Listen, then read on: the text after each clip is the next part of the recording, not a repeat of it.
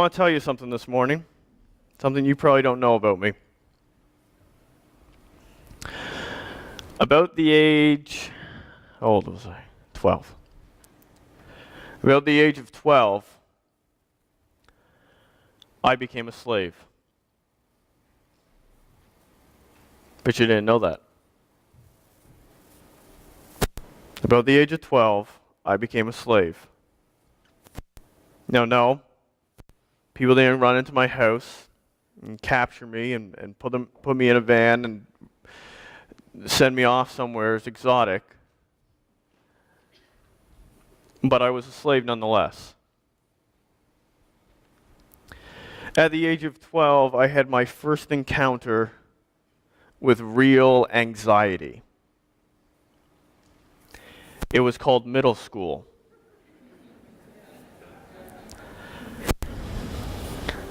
And even though that's funny, boy, that started something that continued on for the next 10 years. I became a slave of worry. No joke. I'm not kidding. The first 2 weeks of middle school, I literally worried myself sick. Like I wolfed my cookies for 2 weeks every day before school because I was so worked up about going to school. Eventually I got used to school and I was able to make it through school and do well and all this thing.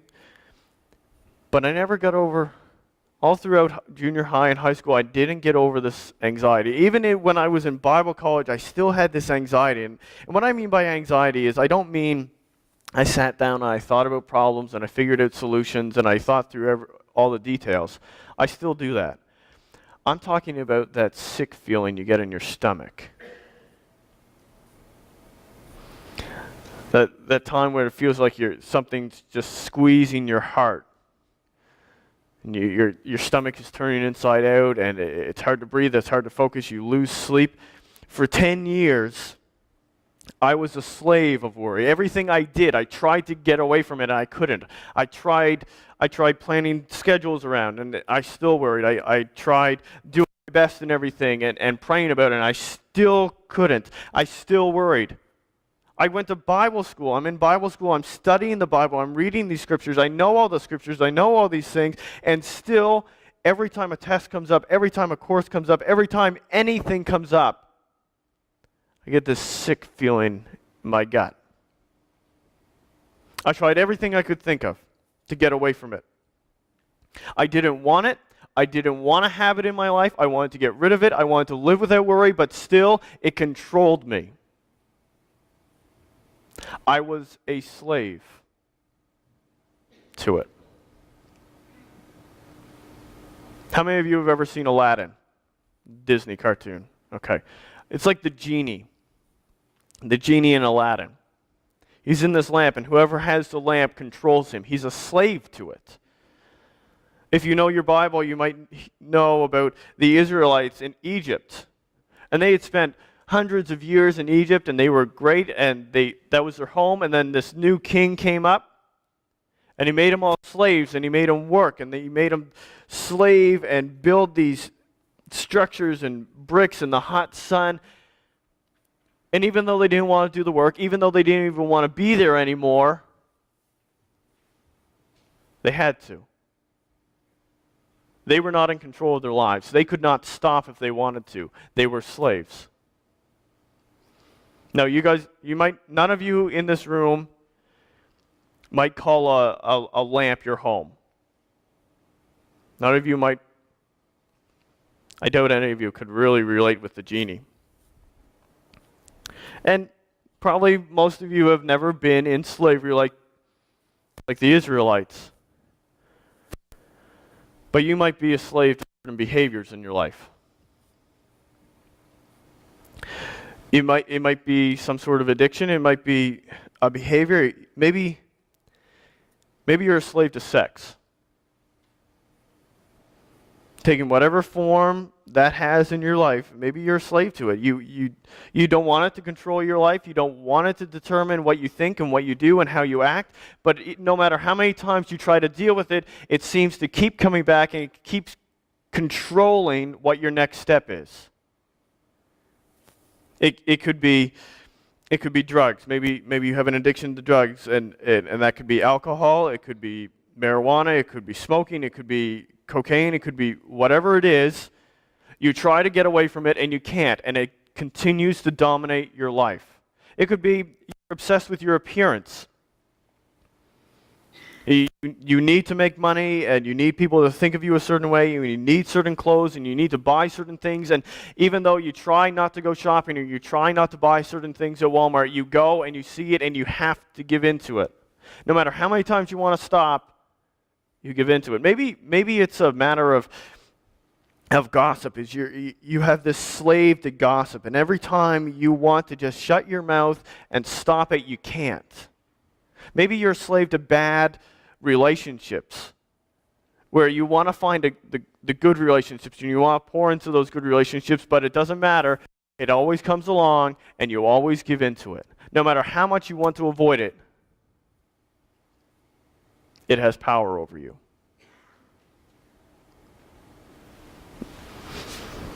Maybe it's not behavior so much. Maybe it's attitudes. Maybe you're a slave to certain attitudes, certain bad attitudes, where you constantly bring up these selfish arguments. You know you're wrong, at least at some level, you know you're wrong, but you just can't bring yourself to admit it in the middle of the argument. And afterwards, you're like, oh, why couldn't I just say sorry? Why couldn't I just stop? And then another one comes up, and you do it again.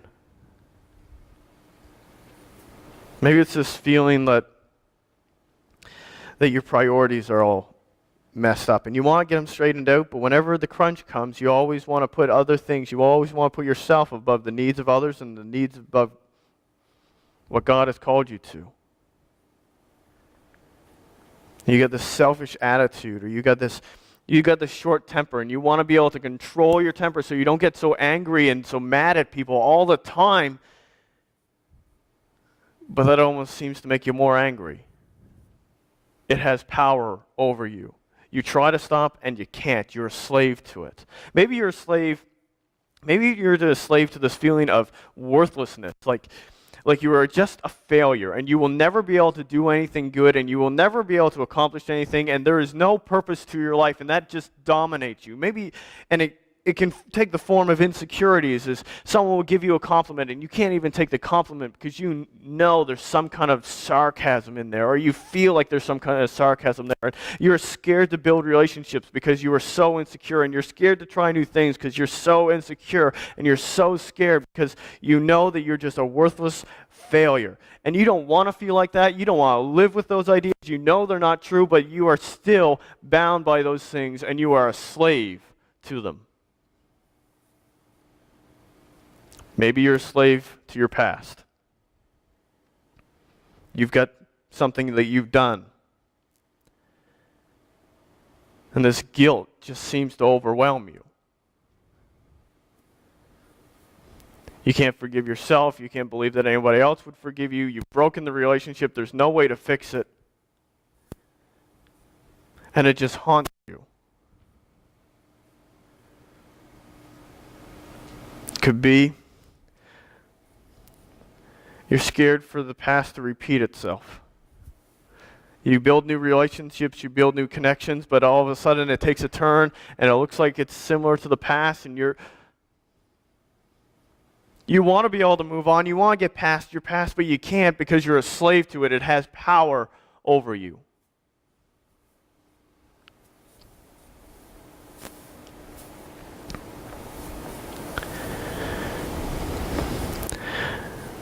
And with these things,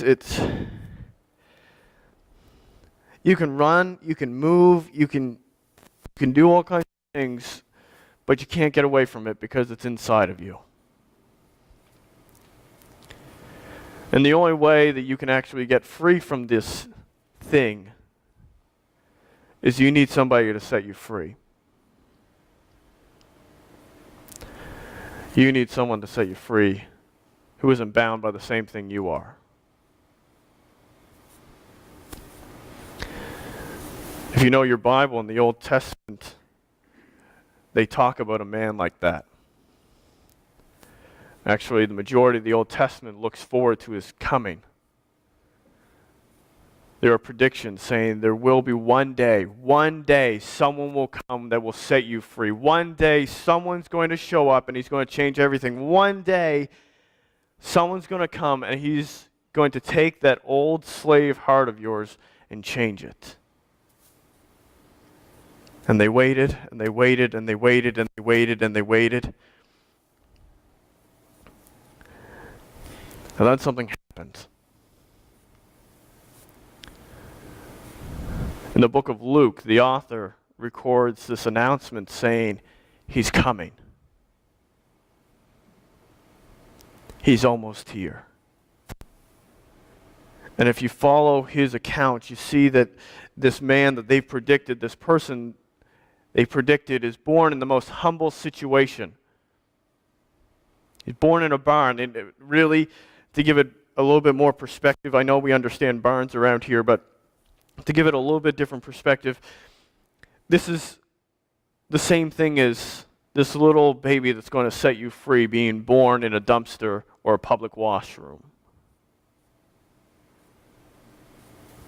The most humble, humiliating entry into the world. And he grows up in a poor family, ridiculed, criticized. People around him looking at him and saying, "Who are you? Why are you here?"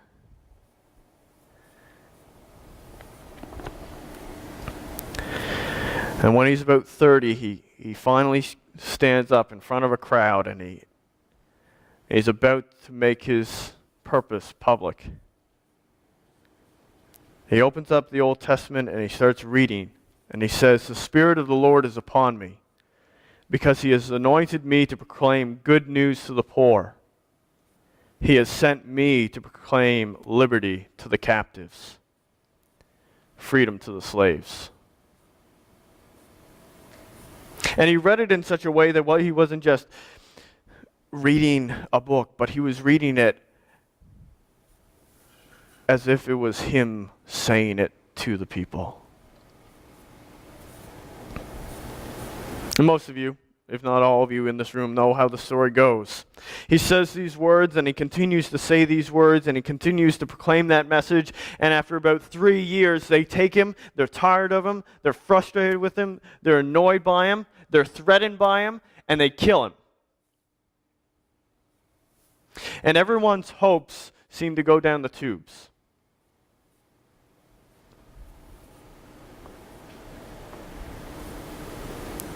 And then 3 days later, he comes back to life. And this man named Jesus, back alive, appears to those who were following him, those who were loyal to him, and he says, "Thus it is written, that the Christ should suffer and on the third day rise from the dead, and the repentance and forgiveness of sins should be proclaimed in his name to all nations."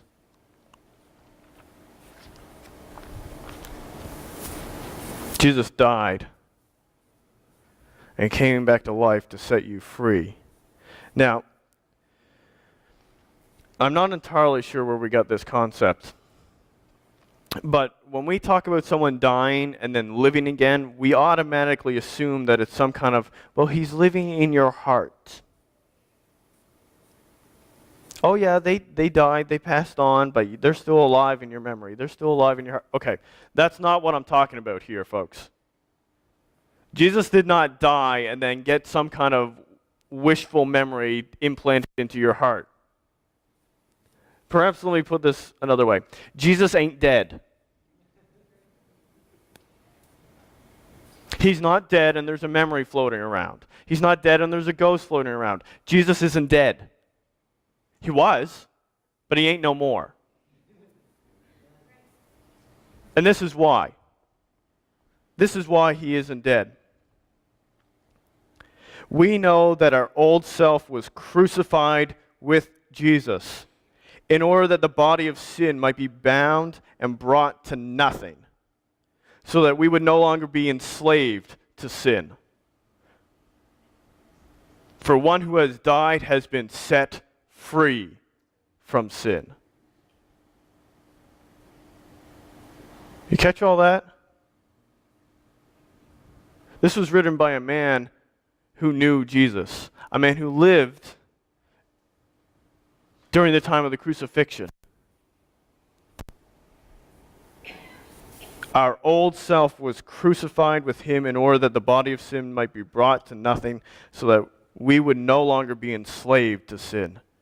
For one who has died has been set free from sin.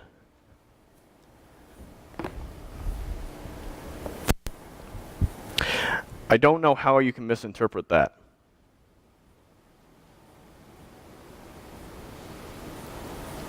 Sin had no power over Jesus. Death had no power over Jesus. And he came to kill your old self and give you a new life. So this is what this means. If you are a slave to behaviors, whether that's some kind of drug addiction or you can't stop looking at images on the internet that you shouldn't be looking at, whether it's you can't stop cheating on people, whether you can't get out of bad relationships, you can't stop worrying, you can't, whatever it is that you can't stop doing, Jesus came and died to kill that.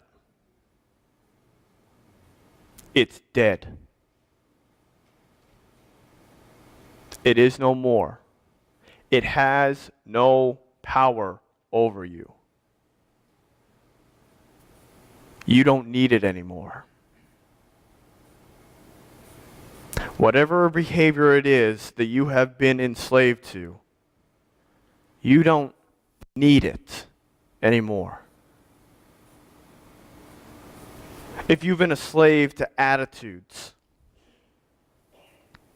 whether that's anger or selfishness or whatever it is, he came to kill that.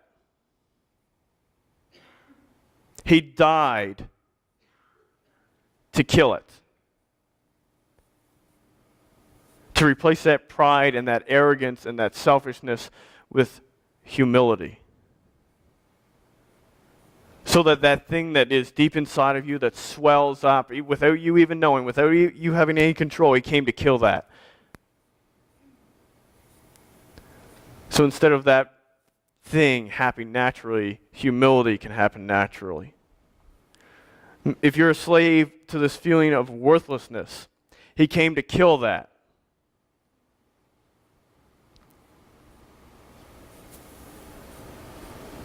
So instead of the first thought coming to your mind being, I am useless,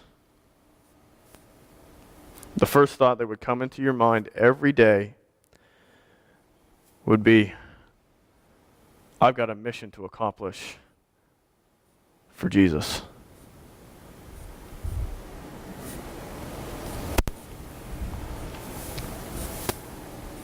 If you're a slave to your past,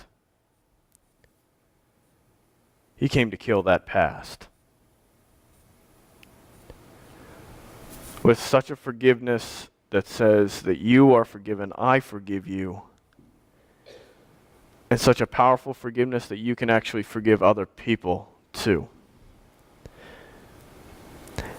And such an incredible power that it didn't just stop between you and him, but it affects everybody around you. And the relationships you thought could never be restored can be.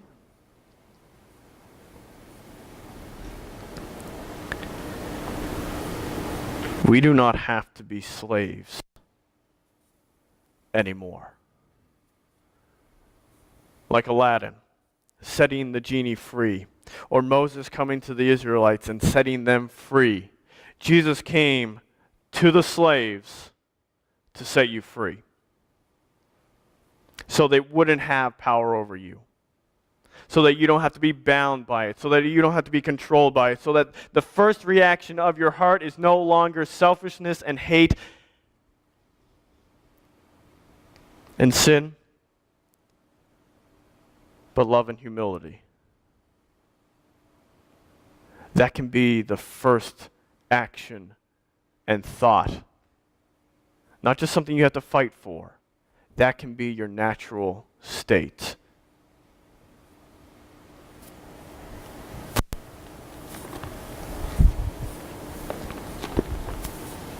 But do not present your members to sin as instruments for unrighteousness, but present yourselves to God as those who have been brought from death to life, and your members to God as instruments for righteousness. For sin will have no dominion over you, since you are not under law, but under grace. If you don't want to be a sin anymore, if you don't want to be a slave to sin anymore, if you are here today and you are done being a slave, you don't want to be a slave, you need to present yourself to God and He will set you free. If you're here today and you like being a slave, whatever it is in your life, you don't see it as slavery, or you enjoy the dominance, whatever it is that's going on in your mind, and you're okay with being a slave, ignore everything I've said today.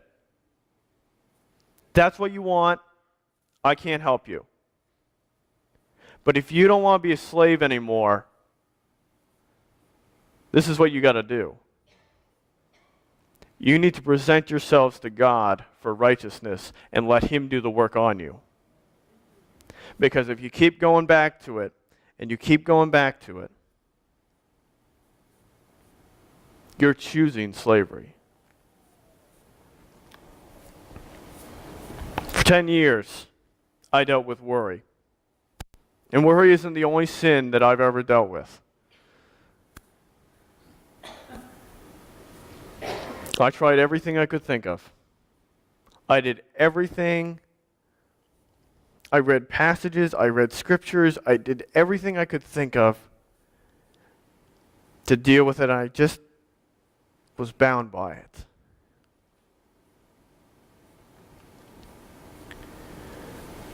And finally one day, I was sitting in a pew like that. And I just imagined putting the worry in my hands and giving it like this and saying, God, you've got to take this because I can't give it up. If you want me to keep this worry, that's it, I'm sunk. I can't get rid of it. There's nothing I can do to get rid of this sin in my life. But if you want it, please take it.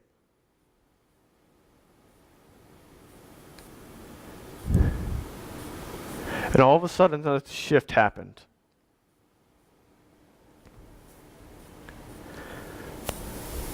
Something clicked and made sense in my mind.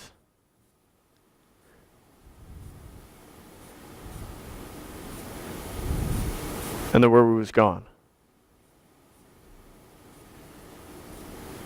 Because I presented it to Him.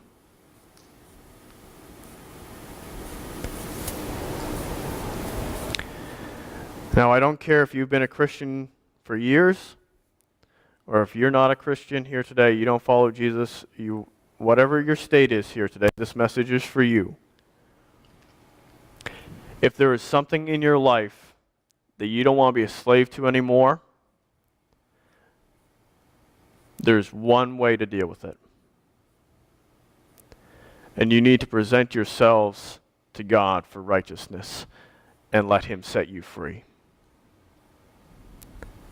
That's why Jesus came. That's why He died. And He ain't dead no more. To kill that old life of slavery.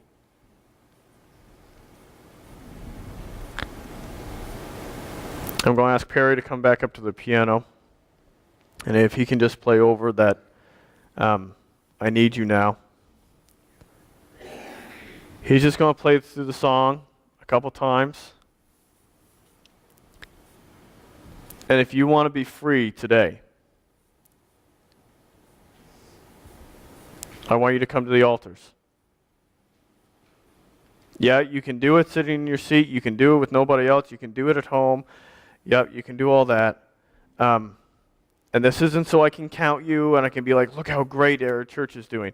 No, I just want you to take the step of desperation that says, I am willing to do whatever it takes to submit myself to God so He can have His way with me, because I don't want to be a slave no more.